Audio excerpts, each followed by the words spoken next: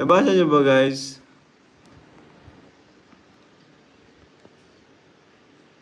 Ayan na, guys, oh.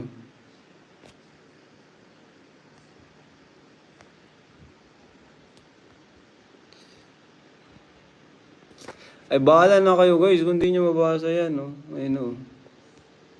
Oh, bulong yan.